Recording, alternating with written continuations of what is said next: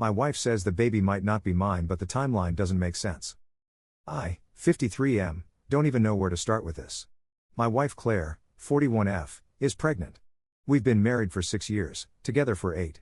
This was supposed to be our miracle baby. She'd had 2 miscarriages before and we'd basically given up on having kids together. I have 2 adult children from my first marriage, and Claire never had any that made it to term. 3 months ago, she told me she was pregnant. I cried. Like actually broke down crying in the kitchen. We opened a bottle of champagne, which she obviously didn't drink, and called everyone we knew. My kids were happy for us, her parents were over the moon. Everything felt perfect. Then last week happened. We were lying in bed and she was scrolling through her phone when I noticed she kept typing and deleting messages. I didn't think much of it at first, but then she got up and went to the bathroom with her phone. She never does that. When she came back, she was quiet. Really quiet. "Everything okay?" I asked. She didn't answer right away. Just stared at the ceiling for what felt like forever. "I need to tell you something," she finally said. "And I don't know how." My stomach dropped. You know that feeling when you already know something bad is coming but your brain won't let you process what it might be? "The baby," she started, then stopped. "There's a chance. There's a possibility that the baby isn't yours." I sat up. "What do you mean there's a possibility?" "I made a mistake. Back in March. It was one time, and I was drunk, and it didn't mean anything, but..." "Who?" I interrupted. She wouldn't look at me. "Does it matter?" "Are you fucking serious right now?" "Yes, it matters." "Who was it?" "His name is Derek. He's a guy from work. It was at the conference in Austin." I remembered that conference. She'd been gone for 4 days. Called me every night. Told me she missed me.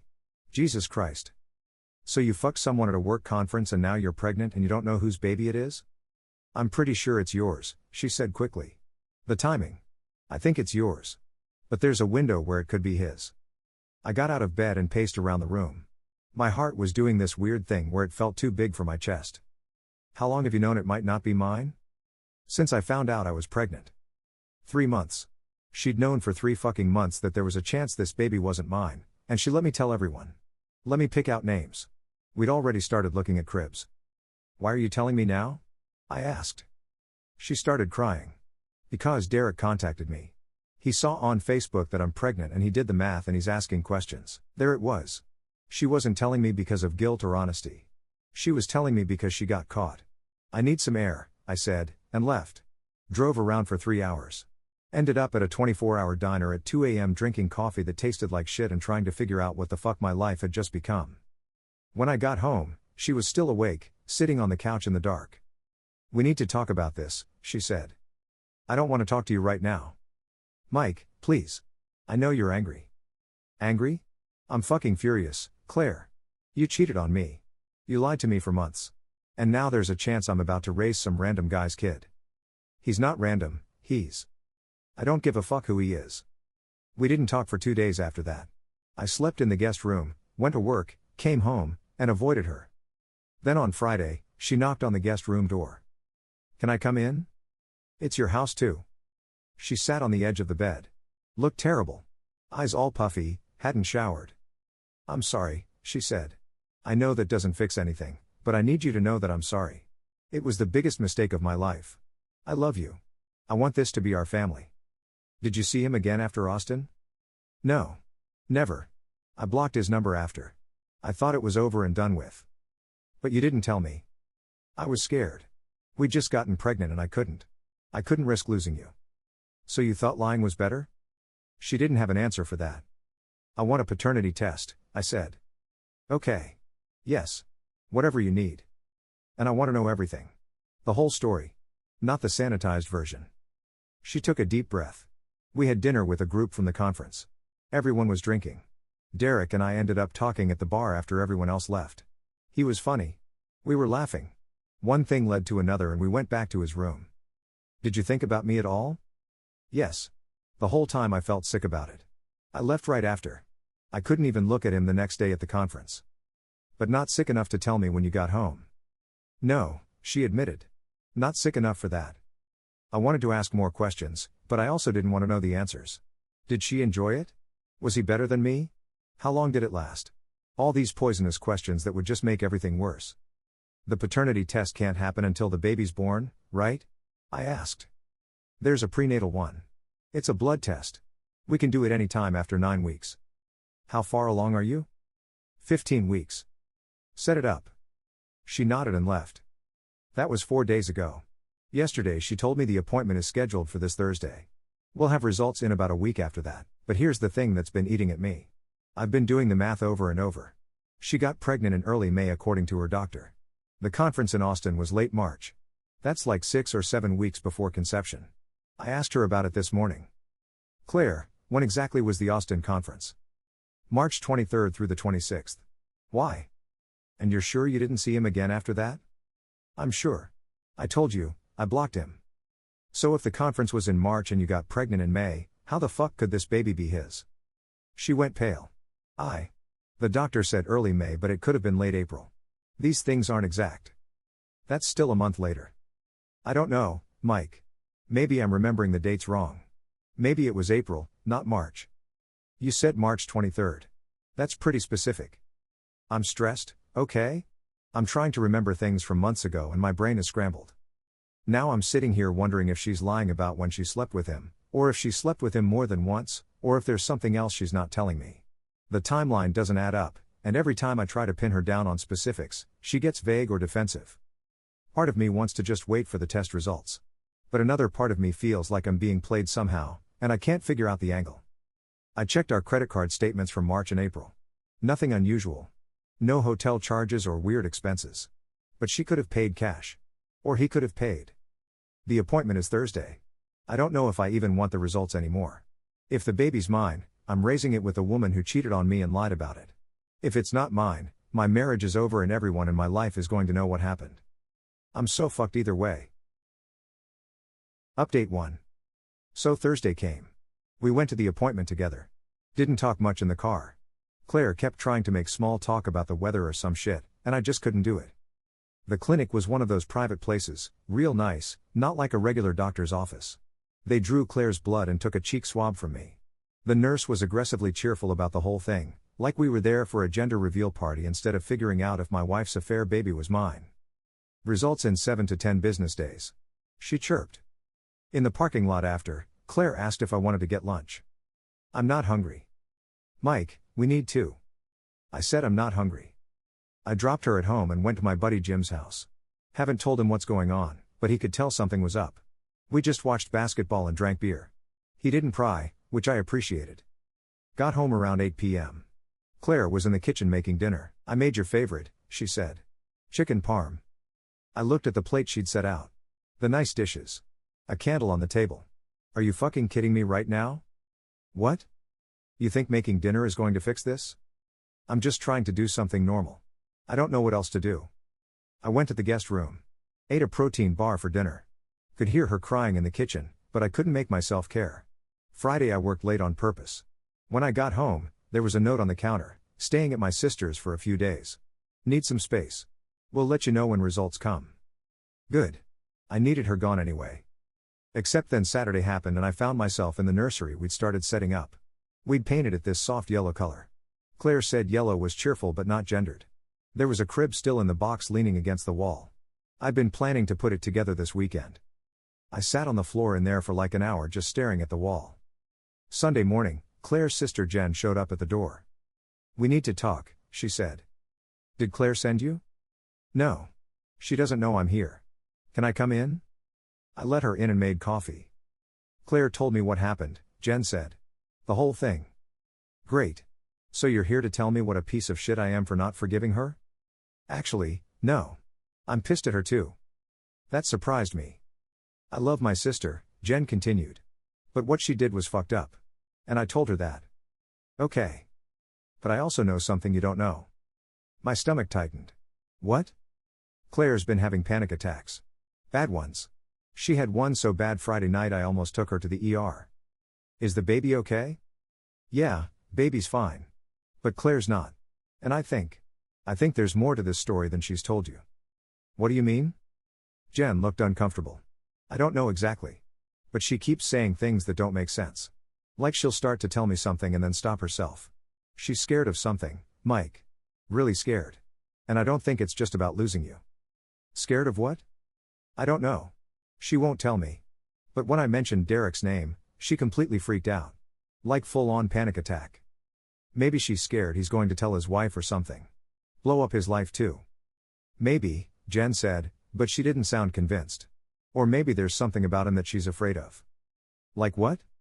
I don't know. But the way she reacted. Mike, I've known my sister for 41 years. I know when she's just guilty and when she's actually terrified. This is terrified. After Jen left, I did something I'm not proud of. I went through Claire's laptop. She'd left it at home when she went to her sister's. Her email was still logged in. I searched for Derek. Found the conference registration emails from March 23rd to 26th in Austin, just like she said. But then I found something else.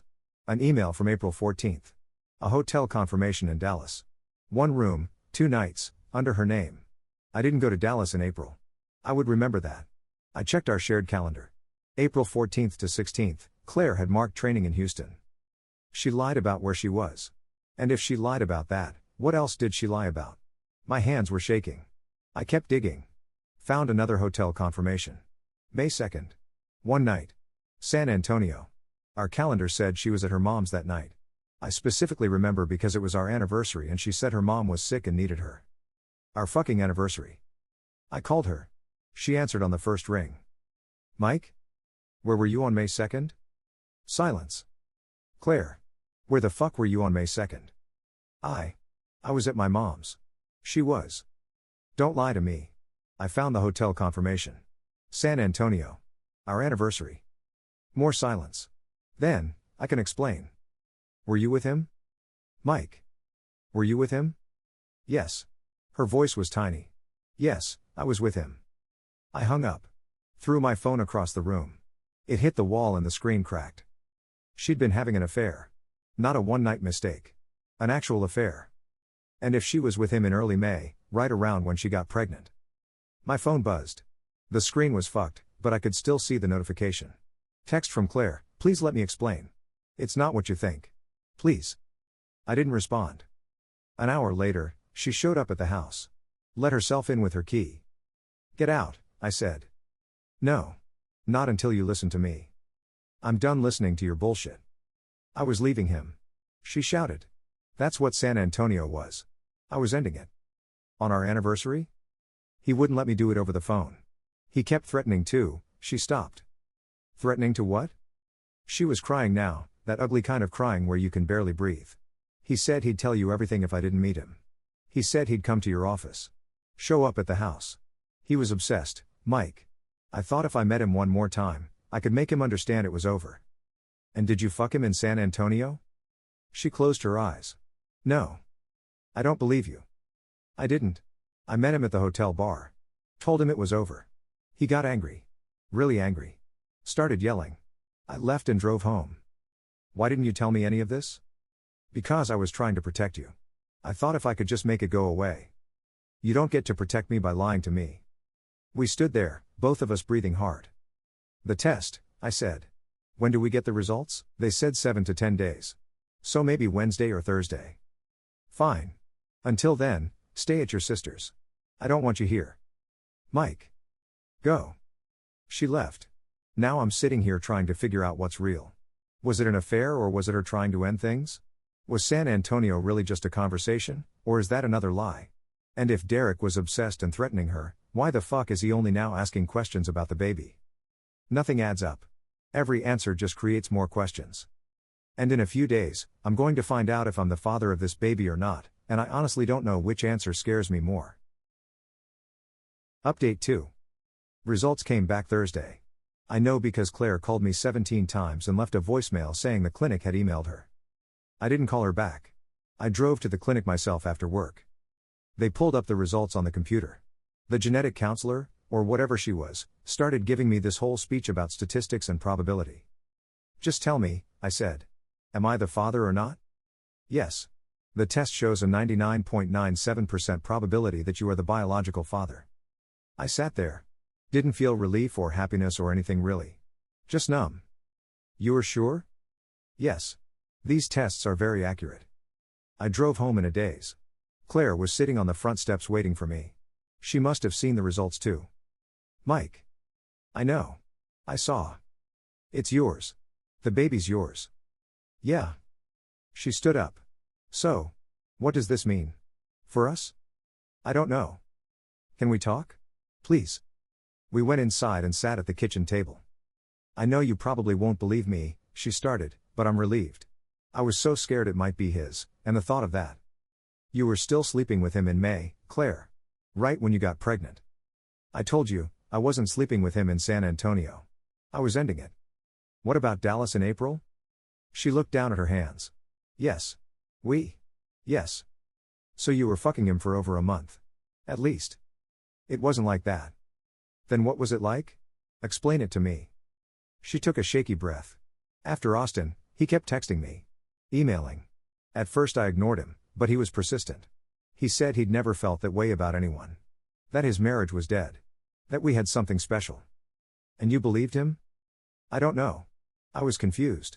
You and I had been trying for so long to get pregnant and it wasn't happening, and I felt like a failure. Like my body was broken. And here was this guy telling me I was beautiful and desirable and. So this is my fault somehow? Because we had fertility issues? No. That's not what I'm saying. I'm trying to explain my headspace. I wasn't thinking clearly. When did you see him in Dallas? April 14th and 15th. He had a work thing there. Asked me to meet him. I told you I had training in Houston. And you fucked him? Yes. At least she was being honest now.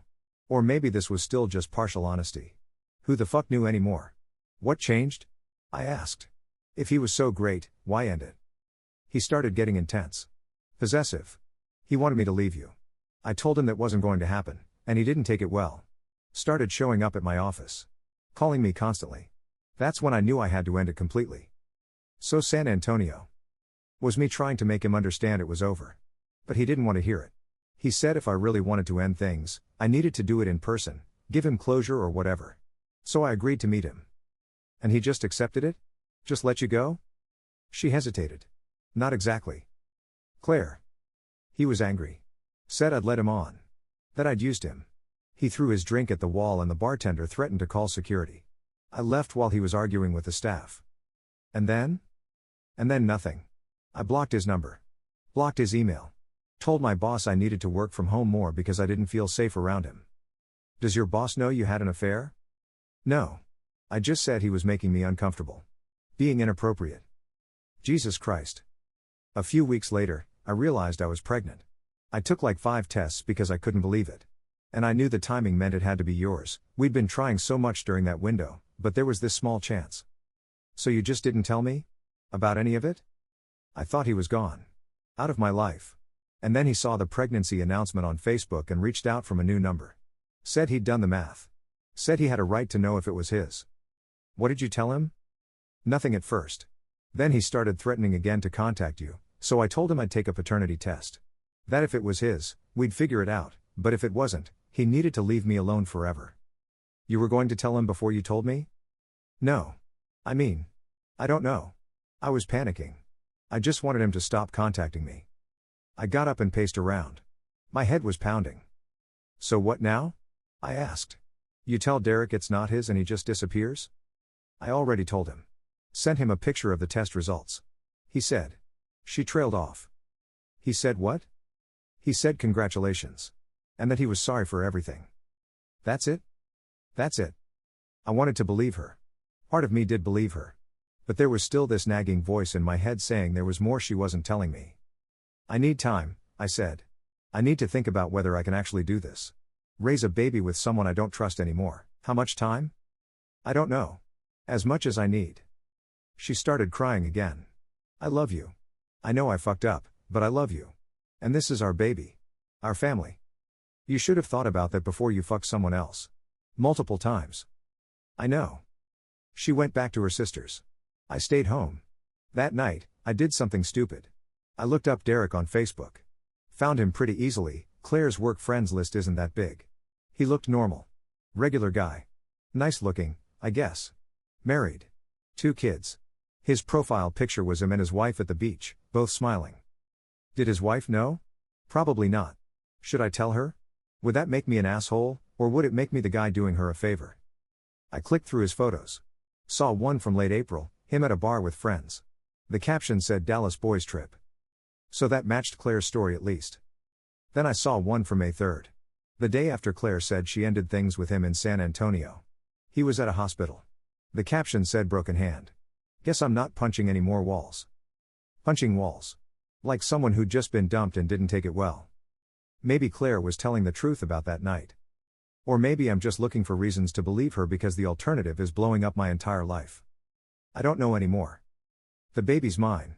That's the only thing I know for sure. But I don't know if that's enough. Update 3.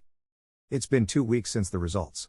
Claire's still at her sister's, though she's been coming by the house every few days to pick up stuff or drop off mail. We're civil. Polite even. It's weird as fuck. Last Saturday, my daughter Emma, she's 28, came over. She knew something was wrong. I'd been dodging family dinners and not returning texts. Dad, what's going on with you and Claire? I didn't plan to tell her. But it all came out. The affair, the paternity test, everything. Emma listened without interrupting. When I finished, she was quiet for a long time. Are you going to leave her? She finally asked. I don't know. Do you still love her? I don't know that either. That's not true, Dad. You know. You're just scared to admit it either way. She was right, but I didn't want to say it out loud. I keep thinking about your mom, I said. How things ended with us. I promised myself I'd never be in this position again. Mom cheated on you for 2 years. Claire made a mistake for 6 weeks. You were defending her? No. What she did was shitty. But you're acting like there's no difference between what Mom did and what Claire did, and there is. I didn't have a response to that. After Emma left, I opened a beer and sat in the nursery again. That fucking yellow room. I'd been avoiding it, but something pulled me in there. I opened the crib box and started putting it together. Didn't really think about it, just did it. Took me 3 hours and I put the side rails on backwards the first time, but eventually I got it done. I stood back and looked at it. This was real. In 4.5 months, there was going to be a baby sleeping in this crib. My baby. And that baby was going to have a mother who cheated on me. And a father who didn't know if he could forgive her. I heard the front door open. Claire's voice, Mike? Your car's here. Can we talk? I didn't answer her right away. I just stood there in the yellow room, looking at the crib I'd spent 3 hours putting together, and I thought about everything. My first marriage. The 2 years of fertility stuff. The version of myself that cried in the kitchen when she told me she was pregnant. I thought about Emma saying you're acting like there's no difference, and the photo of Derek's broken hand, and Claire's face across the bank desk when we were told the money was probably gone. Wait, wrong story. Claire's face across the kitchen table when she finally told me the truth. All of it. I don't know if I forgive her. I'm not sure I even know what that word means in practice. I know that trust is going to take a long time. I know there are going to be hard conversations we haven't had yet, and probably a therapist we need to call, and nights where I look at her and feel something I don't have a clean name for. But I also know I just built a crib. Doors open, I called out. I heard her footsteps in the hallway. She stopped in the doorway and looked at the crib for a second before she looked at me. She didn't say anything. Neither did I. She came and sat down next to me on the floor, and we just sat there in the yellow room together, not touching, not talking. It's a start. I think. Hi there, if you made it so far. Consider dropping a like and maybe subscribing. Thanks. And have a nice one.